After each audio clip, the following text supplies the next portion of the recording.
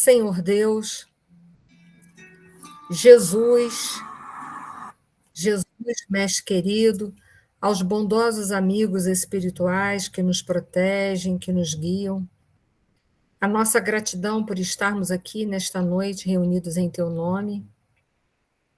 Aproveitamos este momento, Senhor, no qual os nossos pensamentos, os nossos sentimentos estão unidos, para rogar em especial ao Dr. Humberto Portugal, que acabou de fazer a sua passagem para o plano espiritual, que ele possa, Senhor, ser envolvido por todas as nossas preces, pelo carinho, pelo amparo e o afago da espiritualidade maior, para que esse momento possa ser um momento de breve perturbação, de despertamento o mais breve possível, porque sabemos do seu trabalho, da sua dedicação, de toda uma vida, não só na área da saúde, como médico, mas também no movimento espírita, foi um trabalhador. Nós rogamos por ele, que a nossa prece possa envolvê-lo de muita força, fé e coragem, bem como aos seus familiares, esposas, filhos, netos e todos mais, para que nesse instante o coração deles também possam ser fortalecidos, porque mesmo sabendo que é um até breve, o nosso coração sente a saudade que é natural. Agradecemos, Senhor, também a oportunidade de aqui estarmos e que essa prece possa inundar o nosso casa-lar de muita paz, de muito amor, saúde, bem como possa, através dos nossos pensamentos, ser direcionados àqueles que são motivos das nossas preocupações, para que, de igual maneira, eles possam ser, Senhor, amparados pela nossa prece, fortalecidos pela nossa vibração sincera, para que possamos, Senhor, através desta prece, vibrarmos o maior amor possível por todos aqueles que são importantes e que estão, nesse instante, nos nossos pensamentos e que são os motivos das nossas preocupações. Também rogamos por todo o planeta Terra, principalmente nos países onde a guerra ainda impera, que os governantes tenham mais misericórdia do povo, que o teu amor, que teus ensinamentos possam, Senhor, envolver o coração de desses dirigentes e dessa coletividade, para que possam abrandar mais os seus corações e decantar um pouco mais os seus sentimentos. Essa paz, que esse amor, Senhor. Iniciamos o estudo nosso dessa noite. E gratidão por tudo. Boa noite a todos, gente. Nós estamos no capítulo 12, intitulado Excursão de Adestramento, e vamos lá dar sequência aos nossos estudos. Eles vão falar mais particularmente de Adelaide. Para quem não sabe, desse livro, a personalidade de Adelaide foi, com certeza, o único nome que não foi trocado, que não foi preservado de uma certa forma. Adelaide foi uma trabalhadora do movimento espírita do Brasil, como nós já sabemos. Ela se chamava Adelaide Augusto Câmara, conhecida pelo pseudônimo de Aura Celeste. Então, a gente já viu muitas mensagens de Aura Celeste. Então, além de ela ter sido uma médium conhecida, ela foi uma trabalhadora, como a gente já viu nesse próprio livro do André Luiz, e trabalhou muito ligada ao Dr. Bezerra de Menezes. Depois eu vou colocar a biografia mais apurada dela no nosso grupo, mas a Adelaide foi uma trabalhadora do movimento espírita do Brasil, tá bom? Então, depois eu vou colocar lá no nosso grupo uma fonte biográfica dela, para a gente poder saber um pouquinho mais. Então, Adelaide foi um personagem que nós tivemos notícia aqui no livro, precisamente, sobre o passamento dela, mas também sobre a vida dela aqui na Terra. Então, é interessante que essa é uma personagem de um livro que nós temos um conhecimento abrangente, tá? Então, eu vou colocar lá. Bom, a Adelaide, como os outros, que faz parte daquele grupo de 5 pessoas, de 5 espíritos que estão aqui encarnados, vão ser atendidos mais estreitamente pelo Jerônimo, a equipe dele, e que vão ser levados em seguida, vão ser amparados na casa transitória de Fabiano. Principalmente nesse capítulo, a gente vai ver que eles serão levados à noite, durante o sono, para receberem orientações, para ir se ambientando cada vez mais no mundo espiritual. Então vamos lá.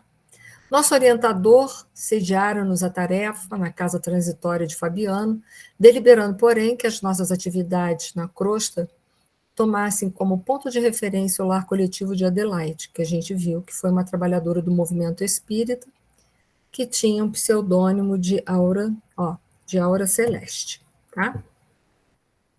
Onde realmente os fatores espirituais eram mais valiosos. Quer dizer, ela estava mais preparada, mais desperta, até para o próprio exercício da mediunidade, então, ela estava mais ambientada com o mundo espiritual. Quanto mais a gente tem conhecimentos, mais a gente se ambienta com essa realidade do mundo espiritual, mais fácil é a passagem, né? Vamos lá. Então, eles estão mais precisamente, começam aquela noite no lar de Adelaide. Enquanto o assistente se demorava em palestra com o dedicado Bezerra, tivemos permissão para visitar as dependências. O padre Hipólito, Luciane e eu, em companhia de Irene, jovem colaboradora espiritual da casa, pusemos-nos em ação. Então, eles estão lá, no lar onde Adelaide está, onde ela mora, né? E lá tem a Irene que cuida, né? Provavelmente pode ser uma mentora ou uma companheira de longas datas de Adelaide. O fato é que eles vão adentrar a casa para ver melhor a toda a ambiência. Então vamos lá. Enquanto o assistente se demorava em palestra com o dedicado Bezerra, tivemos exposição para. Está repetido, desculpa, gente. Então vamos lá. Chegados à sala de reuniões populares, nossa nova amiguinha explicou. A sala de reuniões populares seria o que a gente chama hoje de reunião pública, lembra? Porque as reuniões eram muito realizadas dentro ainda dos próprios lares, né? E ainda não guardavam todas as denominações e particularidades que nós temos hoje, mas lá, a sala de reunião pública. Esta é a região do abrigo que nos força a serviço mais árduo, receptáculo das emanações mentais e dos pedidos silenciosos de toda a gente que nos visita em assembleias públicas, somos obrigados, depois de cada sessão, a minuciosas atividades de limpeza. Gente, desculpa, é que a Adelaide é que mora lá, né? Desculpa. Na verdade, estão no centro espírita, mas é o salão de reunião pública, tá? Então, olha que interessante, essa localidade, o salão de reunião pública, é o lugar que mais dá trabalho para eles. E aí a gente vai ver por quê. Por que é o lugar que mais dá trabalho e que tem uma atividade mais ostensiva de limpeza? Como sabe, os pensamentos exercem vigoroso contágio e faz-se imprescindível isolar os prestimosos colaboradores da nossa tarefa, livrando-os de certos princípios destruidores ou dissolventes. Então, olha que interessante, num local onde é feita uma reunião pública, é o local também onde a gente deixa muitas dos nossos pensamentos, muitas das nossas emanações mentais lá.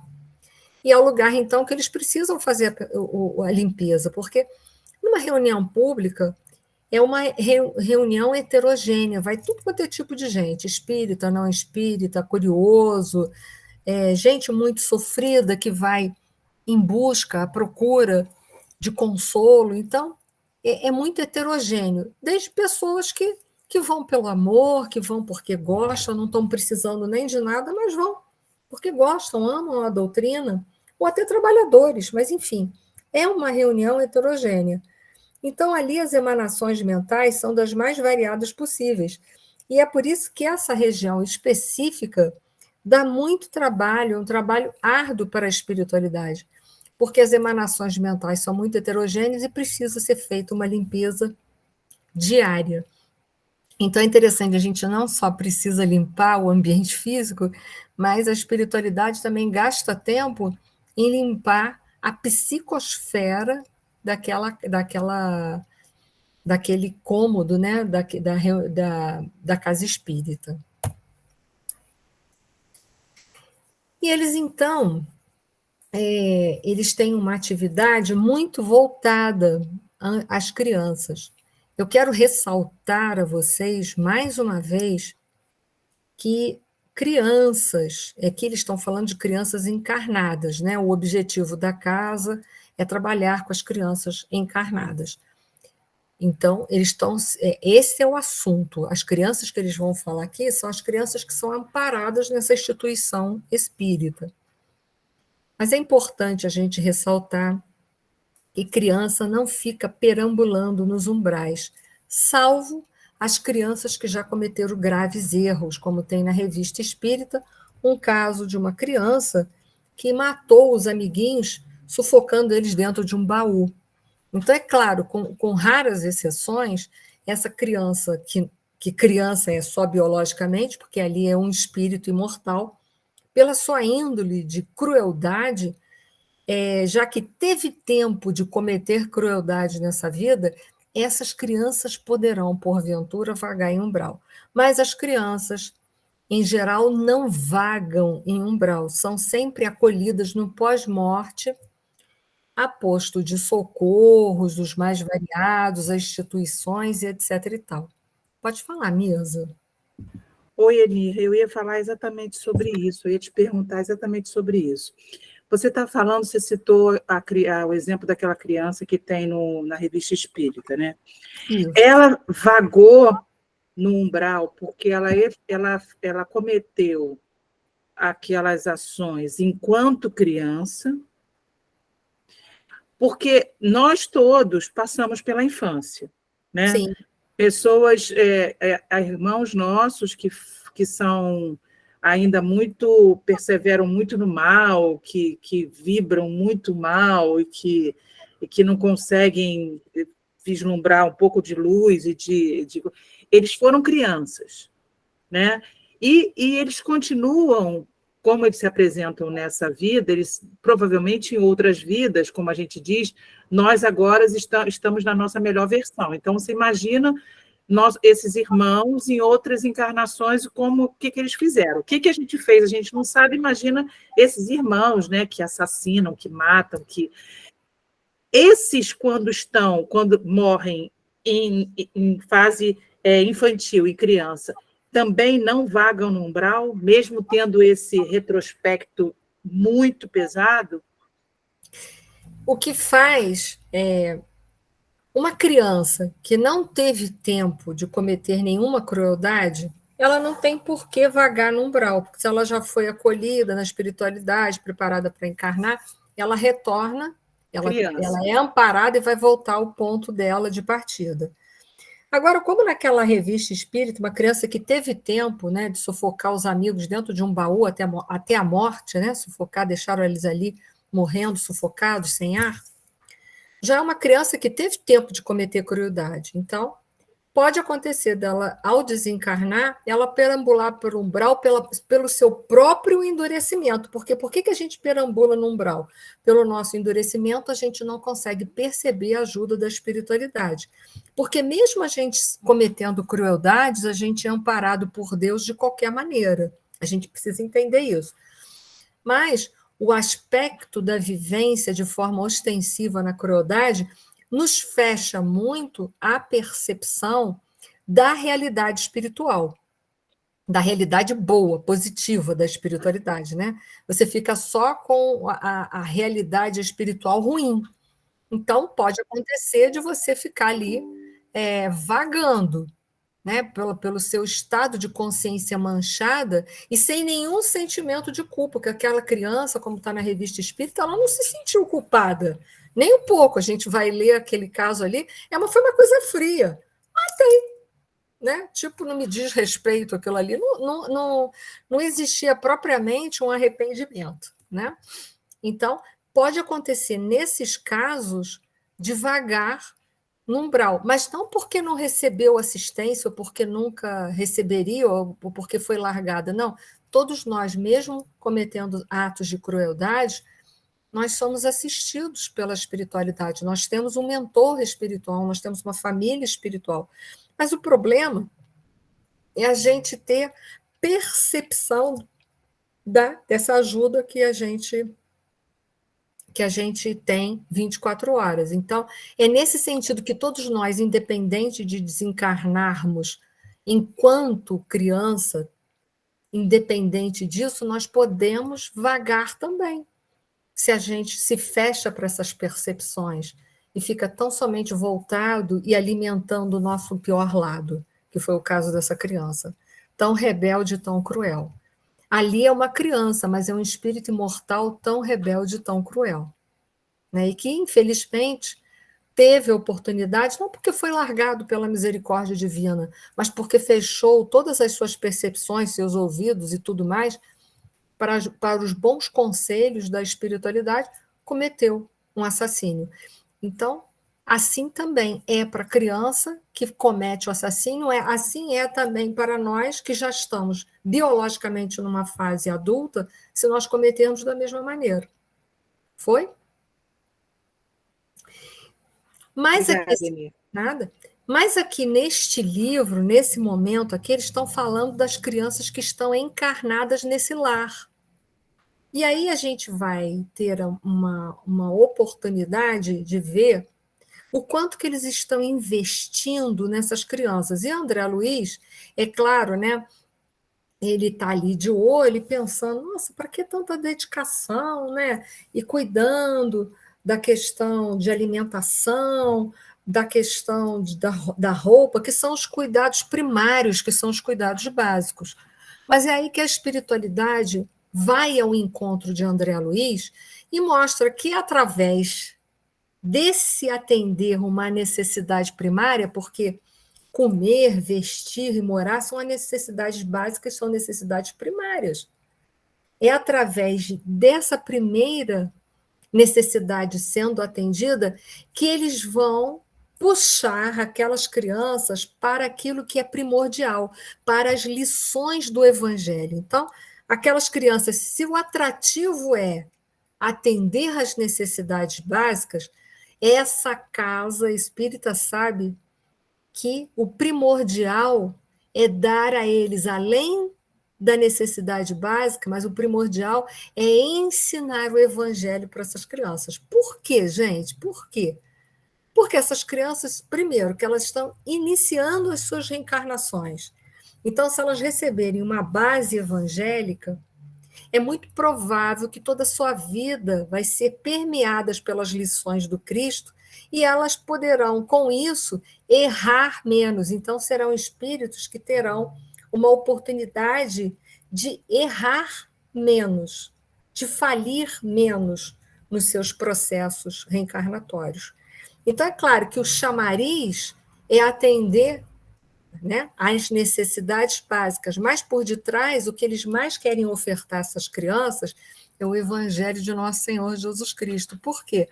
Porque elas estão numa fase de suma importância ali. Se você conseguir dar uma boa base moral para esse espírito, é muito pouco provável que ele vai falir ou errar tanto durante a encarnação. Então, o diálogo vai estar ali girando em cima disso, por isso que coloca assim, porém, no intuito de incentivar a obra de legítima iluminação do espírito, Simão Pedro e os companheiros do apostolado obrigaram-se ao longo do programa de socorro aos infortunados de toda sorte. Então, ela está fazendo um paralelo com a época de Simão Pedro. Então, eles acolhiam na casa do caminho as pessoas que estavam com fome, as pessoas que estavam doentes, as pessoas que estavam desamparadas, atendiam às necessidades primárias dessas pessoas. É claro, gente, uma pessoa morta de fome vai querer ficar ouvindo falar de Jesus? Não, você dá comida para ela, ela sai daquele estado de emergência, de fome, e após, então, é dado o alimento primordial, aquele que vai saciar a alma dele para sempre, que são os ensinamentos de nosso Senhor Jesus Cristo. Então, essas são as bases. Nem todos os seguidores do Evangelho procediam das altas camadas social do judaísmo, como Gamaliel, que era um doutor da lei, e que é muito citado no livro Paulo e Estevão, né? Que é um livro muito bom. O venerando rabino, cujo intelecto desenvolvido encontrou o mestre. Gamaliel encontrou Jesus não através da dor, do desamparo, da fome, porque ele tinha uma situação social muito boa, mas ele encontrou porque o coração dele estava aberto. Era um homem intelectual, mas estava aberto, era um homem sensível e espiritualizado. Então, Gamaliel, nem todos têm a vida de Gamaliel, então você tem que ter um chamariz, né, para deixar a mensagem de Jesus nos corações.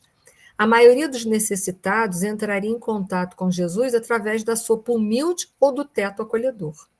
Lavando leprosos, tratando os loucos, assistindo órfãos e velhinhos desamparados, os continuadores do Cristo davam trabalhos a si próprios. Então, à medida em que eles acolhiam essas pessoas que estavam ali totalmente, né, expostas, sem poderem suprir suas necessidades primárias, que todos nós deveríamos ter elas supridas, mas até hoje ainda não é assim, eles aproveitavam para fazer a caridade, que é aquilo que nos salva, que nos reergue, e, ao mesmo tempo, para passar as mensagens de Cristo. Então, uma mão lava a outra, né?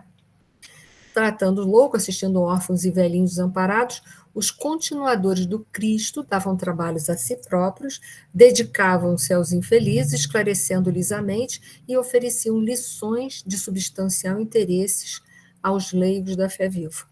Como não ignoro, estamos fazendo no Espiritismo evangélico a recapitulação do cristianismo, né?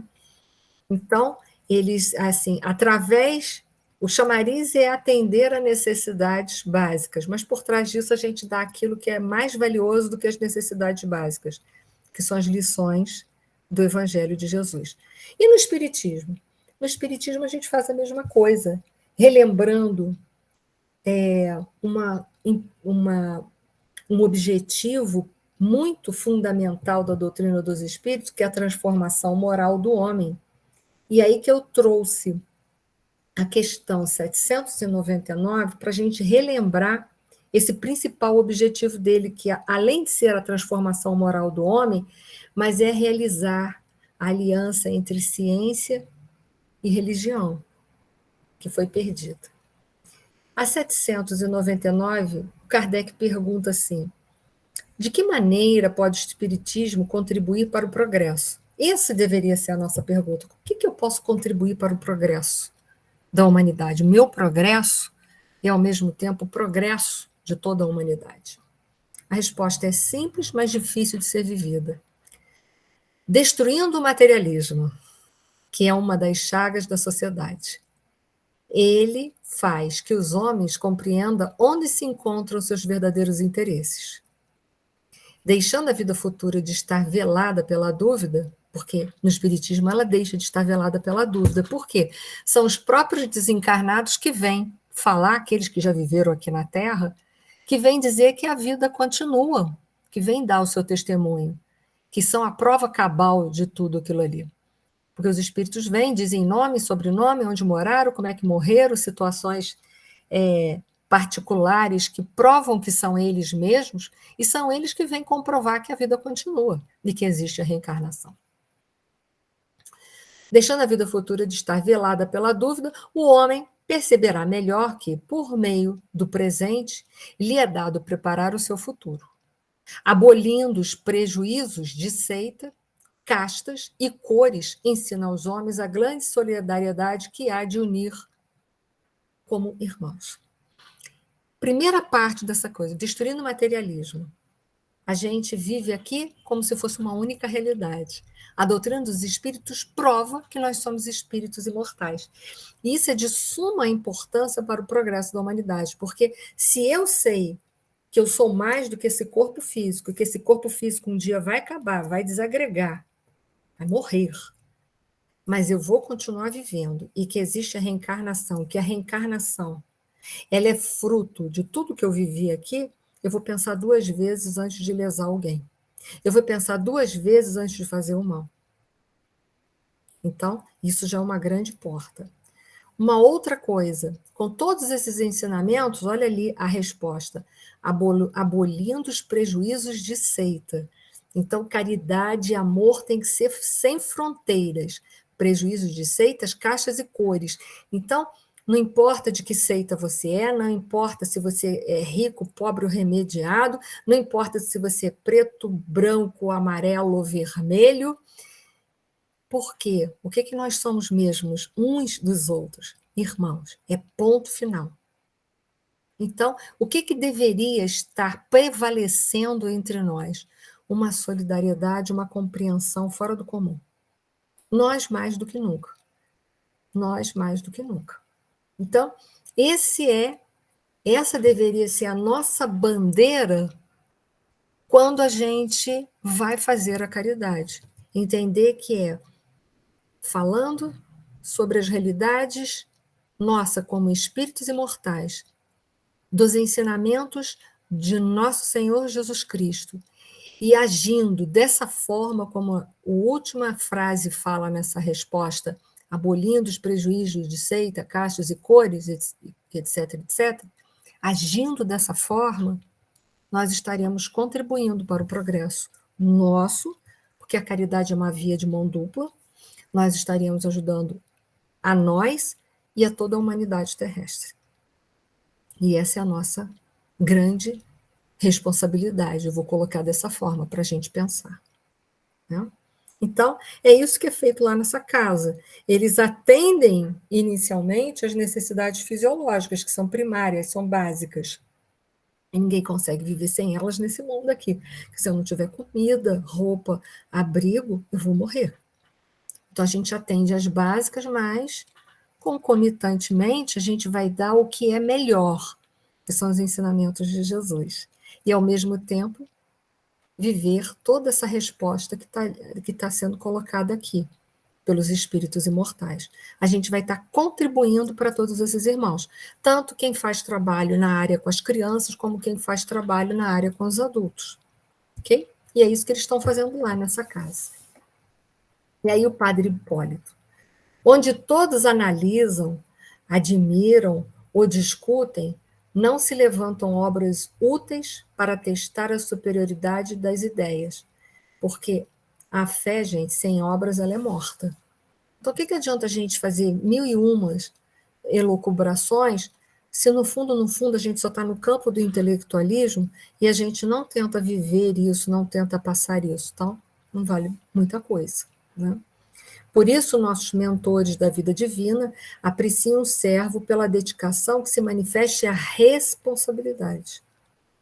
Responsabilidade com tudo, é a palavra de ordem. Responsabilidade com o próximo, responsabilidade com a profissão, responsabilidade na caridade que exerce.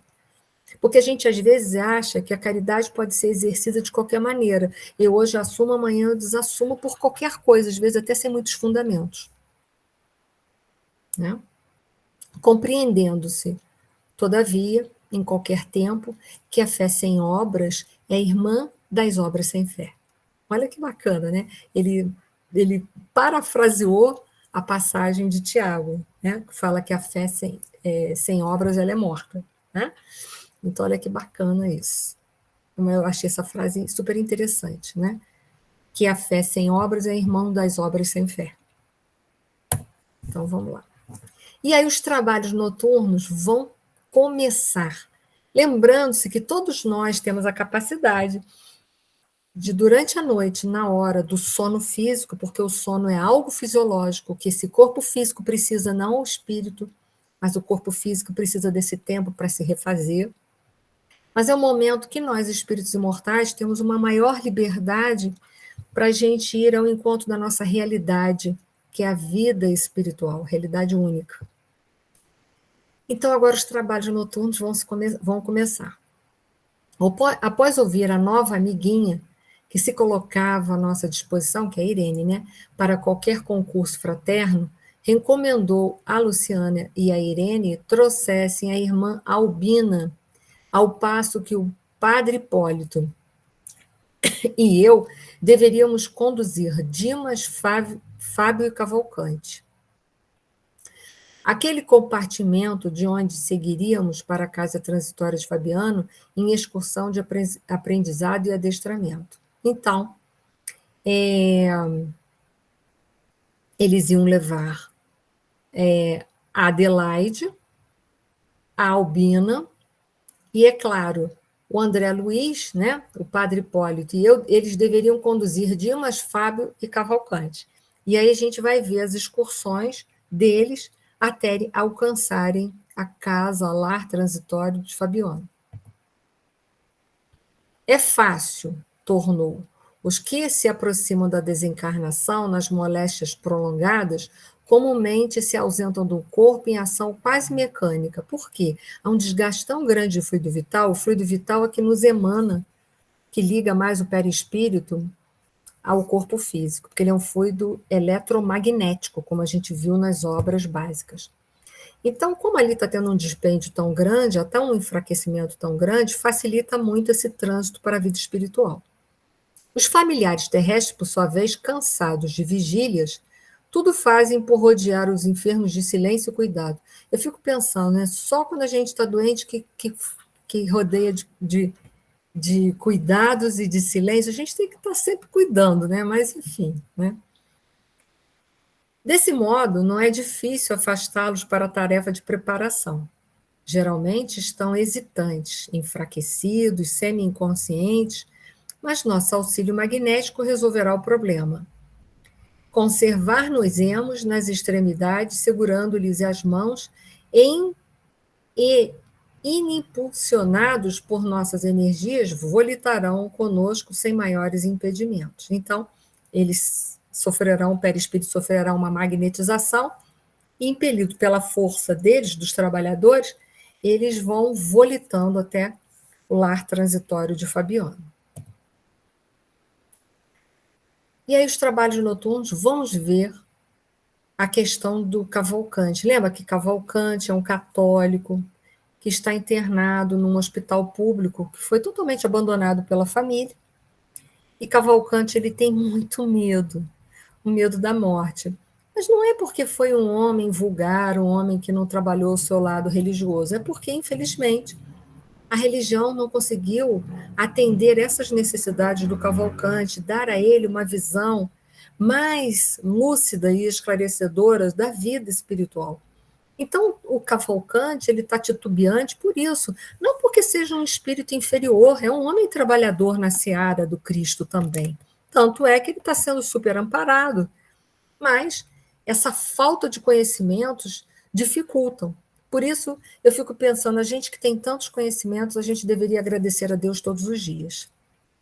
Então, vamos ver o caso do Cavalcante.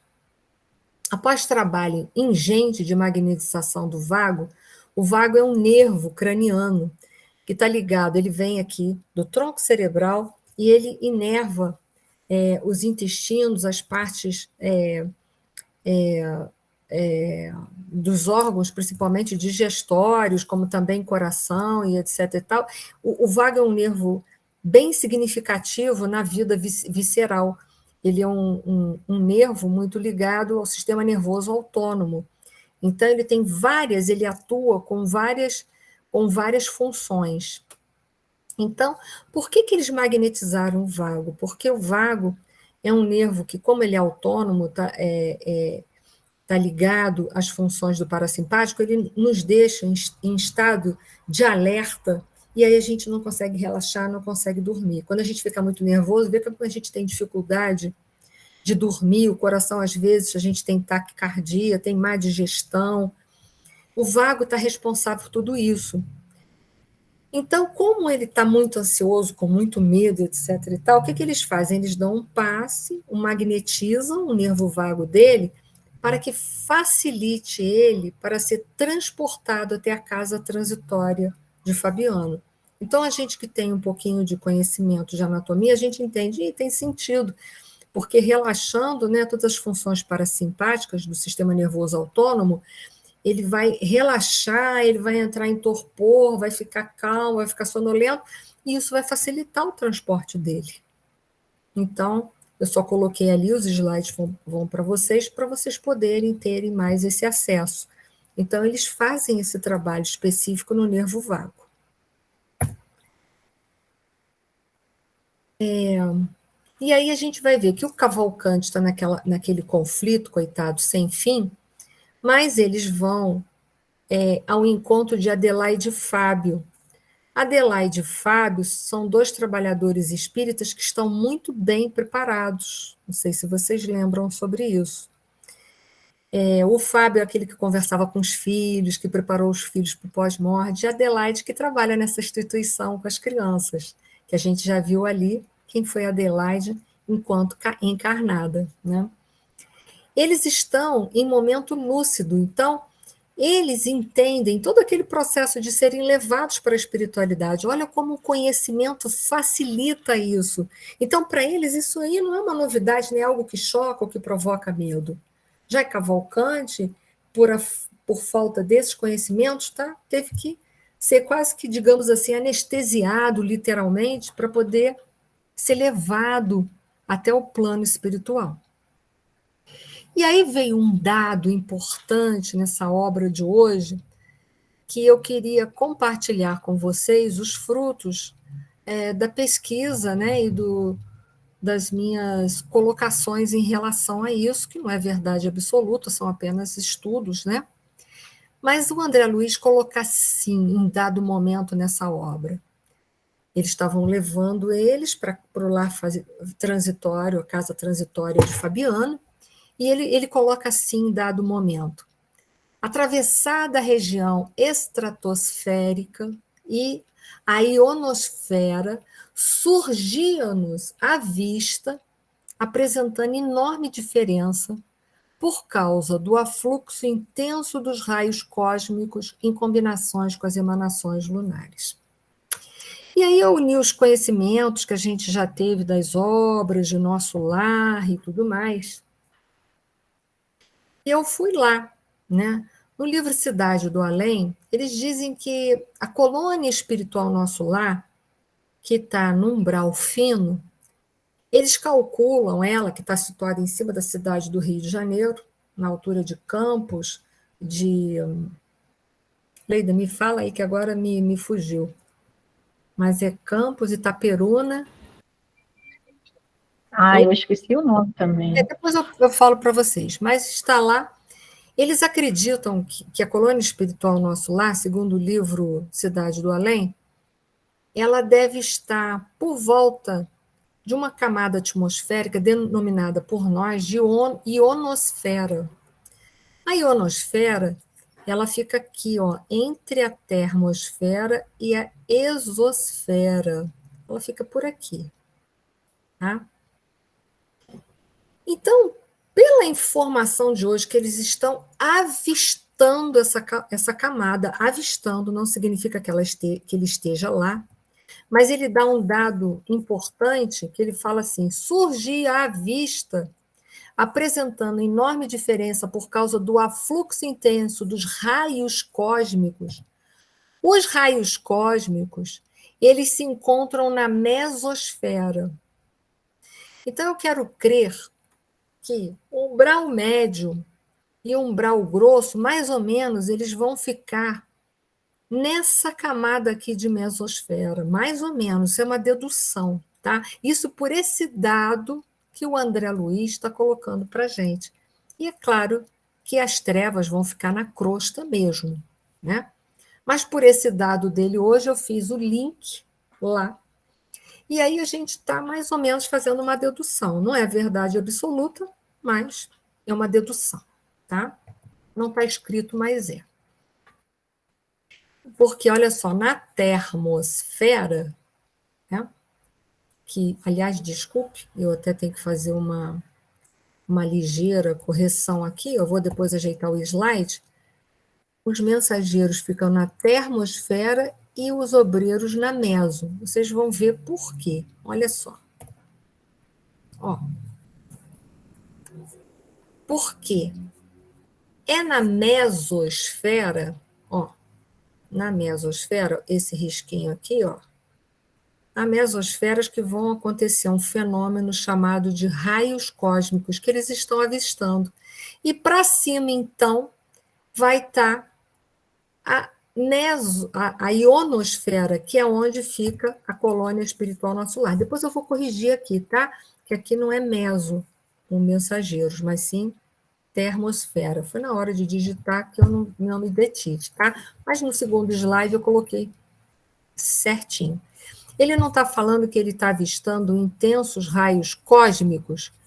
Se ele está avistando e está intenso, ele está na camada dos raios cósmicos. Onde é o raios cósmicos? É na mesosfera. Então, por dedução, isso não está explícito aí, né? Mas apenas pelo relato dele, me parece que o umbral grosso fica na mesosfera, pelo relato dele. E é claro, e acima, claro que ele vai estar vendo acima a ionosfera, que vem a termosfera e depois a ionosfera, né? Que não são camadas tão longínquas assim. Então, eu quero crer que eles estão na mesosfera, tá? Isso é uma dedução, não é verdade absoluta, tá bem? Só para a gente enriquecer os nossos estudos. E aí vamos lá.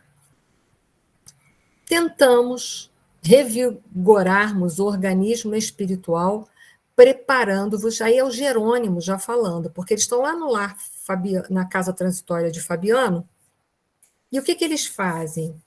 Eles estão revigorando o corpo espiritual deles através de passe magnético, de uma série de coisas. Mas olha só que interessante, ó, as colocações de Jerônimo explicando todo o mecanismo que vai acontecer com esses 5 que eles vão participar do momento do passamento. Tentamos revigorar-vos os organismos espirituais, ou seja, o perispírito deles, preparando-vos o desligamento definitivo, sem alarmes de dores alucinatórias. Para quê? Para que eles não venham agonizar no momento do passamento. Então, eles estão tentando preparar o perispírito o melhor possível para que, no momento do passamento, seja um passamento o mais suave possível.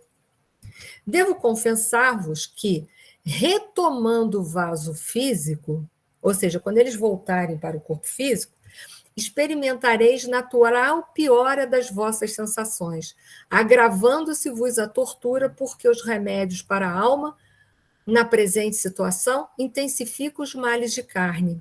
E aí, que deveria ser a pergunta, mas prepararam o perispírito deles lá na espiritualidade, deram? Magnetizaram o perispírito deles para que o passamento fosse difícil. Só que quando eles retornarem para cá, vai piorar da moléstia? Por quê? Essa é a pergunta. Por quê? E aí que se a gente conhece a doutrina dos espíritos, a gente vai entender por que foi tão preparado na espiritualidade e agora parece que a moléstia vai tomar um curso agudo até chegar ao termo, até chegar ao momento exato da morte. Por quê? Por uma coisa simples. O corpo físico é como essa esponja que está sendo aqui, ó, embebida por essa água. O que eles fizeram? Eles limparam o perispírito. O perispírito jogou o máximo aquela marca da doença que estava lá, ó, um com doença no fígado, outro com doença no pulmão, outro com doença no intestino, outro com moléstia no fígado e vai por aí afora. O que ele fez? Limpou aquela marca, saiu do perispírito pelo processo de magnetização e aquela marca foi projetada para onde aquela energia? Ela foi totalmente agora jogada para o corpo físico, porque o nosso corpo assemelha-se a uma esponja que vai absorver toda a doença para limpar o perispírito das suas marcas do passado. Então, por isso que eles estão sendo preparados, deram um bom passe lá neles para jogar aquilo tudo para o corpo físico, para quando eles desencarnarem, teriam a oportunidade de levarem os seus perispíritos limpos, sem grandes afinidades mais com o mundo material. Vocês entenderam bem o que eu falei até aqui? Que vai depender disso para frente agora, entender. Sim ou não, faça aí seus gestos para que eu possa ver se vocês entenderam ou não, se não entendeu, para tentar explicar de novo. Luciana foi, todo mundo foi? Entenderam? Um passe que foi ministrado no perispírito, não é no perispírito que ficam as marcas das nossas doenças e que são jogados para o corpo físico, porque o nosso corpo físico não é uma cópia do perispírito, é o perispírito, é o modelo organizador do corpo, então a gente já vem com a forma defeituosa, um veio com a forma defeituosa no fígado, outro no coração, outro no intestino, outro no pulmão, outro não sei aonde. Oi? Não, eles vão para casa. Oi, Célia. Parar e ver o pastel que estava aqui dentro também. Inês, segue. Isso. Então, essa é a questão. Né? Eles magnetizaram o perispírito, todas aquelas impurezas de doenças que estavam no perispírito foram absorvidos, serão absorvidos, jogados para o corpo físico, para quando houver o desencarne, eles irem para espiritualidades maravilhosamente limpos. Eu espero que vocês tenham captado isso daí. Com isso, a densidade do perispírito vai se tornar menor. O perispírito vai estar mais light, mais leve, mais diáfano. O que isso vai facilitar o processo de separação, de desencarne. Ok?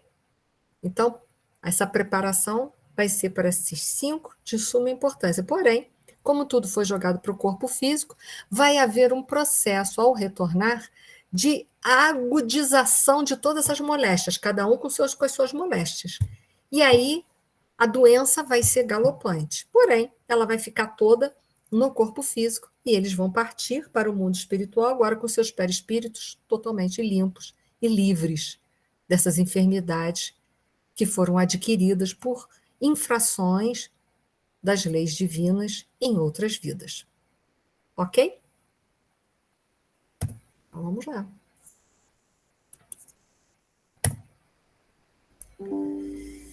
E aí, então, vamos lá. Jerônimos vai voltar para eles. De retorno ao antigo ninho doméstico, encerrada esta primeira excursão de adestramento, porque foi a primeira excursão para prepará-los, encontrareis mais tristeza no terreno da crosta, mais angústia nas células físicas, mais inquietude no coração, porque a vossa mente, no processo das recordações instintivas, terá fixado, com maior ou menor intensidade, o contentamento sublime desse instante. Preparai-vos, pois, para vir até nós, solucionai os derradeiros problemas terrestres e confiai na proteção divina. Por que ele está falando isso? Ele está preparando, eles se desapeguem de tudo que vocês puderem. Vão para a Terra, resolvam as últimas coisas que vocês têm que resolver. Eu sei que vocês vão lembrar daqui, o momento está próximo. Desapeguem-se ao máximo de tudo que vocês tiverem que desapegar, resolvam o máximo das coisas que vocês puderem resolver. Para quê? Para esse processo de desencarne ser tranquilo. Porque se a gente desencarna e está excessivamente, por exemplo, preocupado com a família, a gente fica preso aqui na Terra. Se está excessivamente preocupado, se preparou direito os filhos, fica preso aqui na Terra. Se está excessivamente preocupado, se vai deixar as esposas bem, fica agarrado aqui na Terra. Por mais que tenha conhecimento, seja espírita, vai ficar preso aqui na Terra. Então, ele está falando, volta e aproveita o momento para resolver as últimas pendências para vocês poderem desencarnar em paz. Vamos lá. Cavalcante, com a expressão ingênua do menino, chamou-me em particular, indagando se estávamos no paraíso. Sentia-se aliviado, feliz. A alegria enorme banhava-lhe o coração. e contente, reconfortado, acentuava: não será que o céu? Não consegui fazer-lhe sentir o contrário, né? Como é que ele sentiu aquele momento? Com a cultura religiosa que ele tinha. Para ele, aquilo ali tudo parecia o céu, porque para ele existe céu, inferno e purgatório. Então, ele vai enxergar a realidade espiritual em cima da ótica daquilo que ele sabe, daquilo que ele conhece, da cultura dele, da cultura religiosa. Albina lembrava as cenas bíblicas. Lembra? Albina era protestante. Olha que interessante. Albina lembrava as cenas bíblicas em suas interpretações literais do texto sagrado. Depois de observar o nevoeiro exterior circunspecta, perguntou a Luciana se aquela era a casa do Senhor, mencionada no capítulo 8º do primeiro livro de Reis, em vista das nuvens de matéria densa que cercavam a paisagem dentre os espiritistas. E aí eu botei a passagem de Reis ali para a gente entender que ela também está interpretando o mundo espiritual de acordo com os conhecimentos que ela tem. Então, eu boto ali a passagem de Reis, né, que vai relatar exatamente o que ela falou. Já Adelaide e o Fábio, que foram levados, por eles terem um conhecimento mais aprofundado espírita, entregavam-se à reserva feliz da oração. Mas Dimas, embriagado de felicidade pelo provisório alívio, abeirou-se curioso do padre Hipólito e inquiriu se a zona representava alguma dependência venturosa de Marte. O ex-sacerdote esboçou largo sorriso e respondeu complacente: não, meu amigo, isso aqui ainda é a Terra mesmo. Estamos muito longe dos outros planetas. Então, cada um está preso dentro de uma percepção, sendo que os dois mais lúcidos ali em relação ao pós-morte é Adelaide e Flávio. Então, a gente vê como é importante o conhecimento também para ajudar a gente no processo do passamento. Ajuda, mas não soluciona, mas ajuda. O plano impressivo da mente grava as imagens dos preconceitos e dogmas religiosos com circular consistência, que é o que a gente viu. A transformação compulsória pelo decesso reintegrará a criatura no patrimônio de suas faculdades superiores. O trabalho, porém, não pode ser brusco, sob pena de ocasionar desastres emocionais de graves consequências. Urge considerar a necessidade da medida, isto é, da gradação. Então, a gente não desperta as pessoas com conceitos, né, à base de violência. Então, a gente vai devagar, né, aos poucos, não precisa dizer, não, meu filho, isso aqui não tem nada a ver com a passagem lá da Bíblia, não, isso aqui é o plano espiritual, é assim que funciona. Nem, olha, isso aqui não é céu, não, isso aqui é o plano espiritual. Não, deixa as pessoas com suas crenças devagarinho, né, se chega lá, vai se esclarecendo, a gente não precisa afrontar as pessoas. Há, contudo, observação valiosa a destacar. Como vemos, não é a rotulagem externa que socorre o crente em supremas horas evolutivas e tal. Não é propriamente a religião, mas é o que ele fez da religião, né? É justamente a sementeira do esforço próprio nos serviços da sabedoria e do amor que frutifica no instante oportuno, através de providências intercessórias ou de compensações espontâneas da lei que manda entregar as respostas do céu. A cada um por suas obras. Todo lugar no universo, portanto, pode ser convertido em santuário de luz eterna, desde que a excursão dos divinos desígnios seja a alegria de nossa própria vontade. Então, o que vai nos salvar não é ser espírita, católico, protestante, budista, mas é o que a gente faz da religião. É o que a gente faz da religião é que vai verdadeiramente nos ajudar a retornar para a pátria espiritual. E aí os primeiros conceitos que eu ainda quero dar essa noite sobre o passamento para nós, tá bom? Vou começar a ingressar os primeiros conceitos essa noite, para que na próxima aula a gente dê seguimento ao que vocês já estudarem, quero que vocês reforcem no livro Céu e Inferno. Primeiro, no livro O Consolador de Emmanuel, fizeram a pergunta assim para ele: é fatal o instante da morte? Com exceção do suicídio, todos os casos de desencarnação são determinados previamente pelas forças espirituais que orientam a atividade do homem na Terra. Então, por ser previamente, né, orientada, todos nós, fora o suicídio, nós poderíamos muito bem perceber a ajuda, porque teremos ajuda. E mesmo os suicidas não estão abandonados. Mas, enfim, todos, né, com relação à fatalidade, todos estão previstos. O suicídio, não. O suicídio foi o mau uso do livre-arbítrio, que a gente respeita a decisão de cada um, mas é mau uso do livre-arbítrio, a infração da lei divina. Esclarecendo-vos quanto a essa exceção, devemos considerar que se um homem, escravo das condições externas da vida no orbe, é livre no mundo íntimo, razão porque, trazendo no seu mapa de provas a tentação de deserdar da vida expiatória e retificadora, contrai um débito penoso àquele que se arruína, desmantelando as próprias energias, no caso, quem comete suicídio. A educação e a iluminação do íntimo constituem o amor ao santuário de Deus em nossa alma. Quem as realiza em si, na profundeza da liberdade interior, pode modificar o determinismo das condições materiais de sua existência, alcançando-a para a luz e para o bem. Os que eliminam, contudo, as suas energias próprias, atentam contra a luz divina que palpita em si mesmos. Daí complexos de suas dívidas dolorosas. Daí o complexo das suas dívidas dolorosas. E existe ainda os suicídios lentos e gradativos, provocados pela ambição, trabalha demais, descansa de pouco, né? Ou pela inércia, não faz absolutamente nada, aquele também que nada faz, se prejudica, pelo abuso ou pela inconsideração, tão perigosos para a vida da alma, quanto os que se observam de modo espetacular entre as lutas do mundo. Lembra que o André Luiz foi um suicida inconsciente? Devido à vida dele, os desregramentos, ele teve um câncer intestinal e desencarna antes do previsto pela imprevidência. Foram um suicida inconsciente. Conscientemente, não cometeu suicídio, mas inconscientemente, sim, pela imprevidência.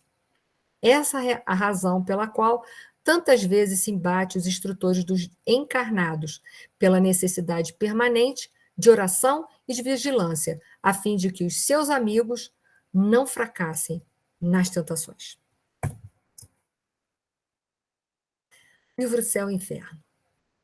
A certeza da vida futura não exclui as apreensões quanto à passagem para outra vida. Por quê? Não significa que a gente não tenha que se preparar.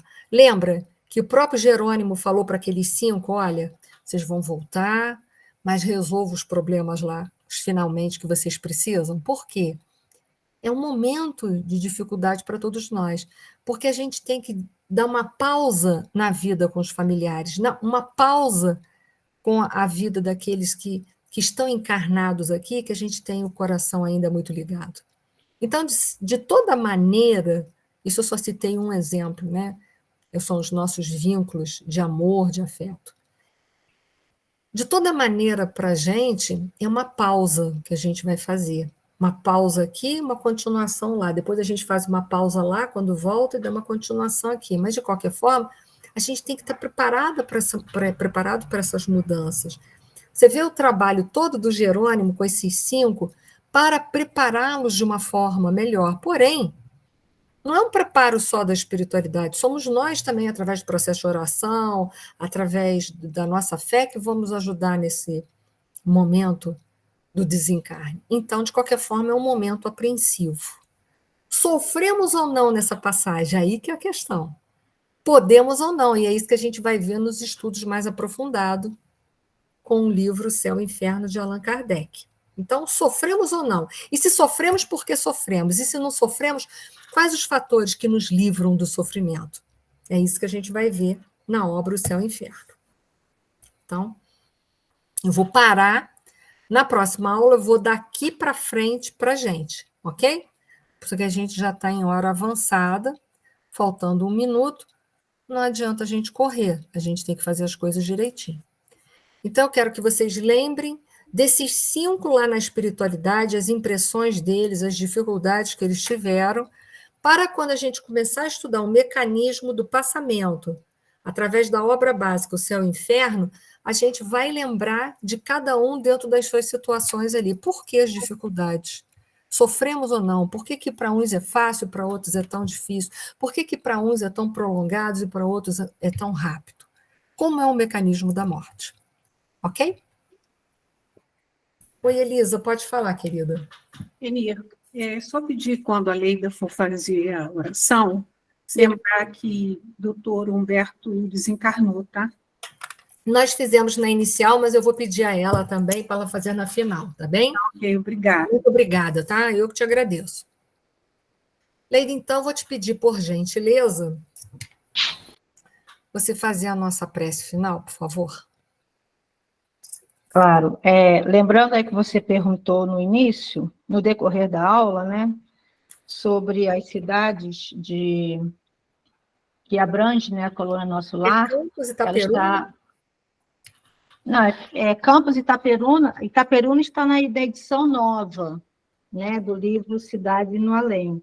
Mas é a região serrana de Petrópolis. Nós somos também, isso aí. privilegiados. Tanto né? é Nós que tem uma temos uma... saída, um portal na Serra Velha, né, que eles citam em Nosso Lar, né? Eu só não sei se é Serra Velha, mas é a Serra. Bom, a de qualquer Serra. forma, deve ser a Serra Velha, Deve porque ser. foi escrita, né, o livro antes dessa nova construção. Então, É provável. nós somos beneficiados, né, com isso aí. E o interessante é que era, na época que foi escrito, 1 milhão de habitantes, e já tem relatos que já chegam a 15 milhões, né, de habitantes em Nosso Lar. Então, a extensão, para nós geográfica, ela é bem grande, né? Com certeza. Isso aí. Obrigada, Leida. Nada. Deus, nosso Pai, Jesus, nosso querido mestre, médico das almas, nosso irmão maior, aos nossos amigos da espiritualidade, que tanto nos auxiliam, que tanto nos dão força, coragem, sabedoria para prosseguirmos na nossa trajetória evolutiva, mesmo com as dificuldades que temos, tanto pessoais, íntimas, de nós mesmos, que cada vez nós vamos descobrindo, cada vez vamos eliminando os espinhos que ainda nos prejudicam na aproximação, na sequência da nossa vida, mas certos de que temos amigos, tanto aqui encarnados, como aqueles que na parte espiritual velam por nós. Agradecemos nesse momento pela vida, pela oportunidade desse estudo, pela oportunidade que temos de cada dia despertarmos e rever aqueles desacertos que deixamos passar, e irmos em busca dos acertos para favorecer o nosso crescimento moral e espiritual. Muito agradecemos, queridos amigos, por estarmos aqui nessa ambiência, nesse estudo, no nosso querido lar, na calmaria que nos favorece o aprimoramento do nosso estudo. Agradecemos também, Senhor, pela nossa localização, que com certeza, de especial, nós temos a colônia Nosso Lar, vibrando e nos auxiliando, junto com aqueles entes queridos que também lá se encontram. Enfim, mestre, muito lhe agradecemos por esse benefício. E que agora, em especial, pedimos para aqueles nossos entes que já estão na pátria espiritual, mas em especial nosso querido irmão e amigo, nosso médico, Dr. Humberto Portugal, e sua família, que possam também receber, nas nossas boas intenções, o lenitivo, Senhor, da saudade, mas na certeza de que foi mais um irmão que trabalhou na seara do Cristo, que veio auxiliar a cada um de nós nas nossas dores físicas, mostrando também o trabalho, o seu querido trabalho com as nossas dores morais, junto com a nossa querida doutrina espírita. Que ele, Senhor, que encerrou aqui conosco o seu compromisso. Agora ele segue na pátria espiritual, dando continuidade aos seus estudos, através da medicina, através da homeopatia, e também se fortalecendo de tantas outras descobertas que ele fez na sua caminhada. Possa abraçar os seus filhos, a sua esposa, a sua família, e receber também esse nosso querido abraço, esse nosso companheirismo de que estaremos em prece, auxiliando nessa sua trajetória, até que assim ele possa, com certeza, ser entregue ao hospital espiritual e se recompor, para depois dar continuidade na sua trajetória, também de experiências e de estudos na parte espiritual.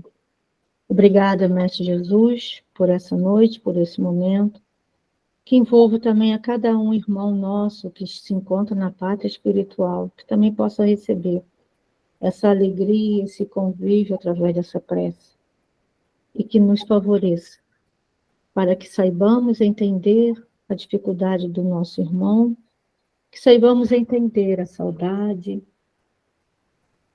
e que saibamos, Senhor, através da prece, direcionar tudo o que desejamos, aqueles que estão próximos de nós e aqueles que entregamos a Ti, através, Senhor, do processo evolutivo de cada um.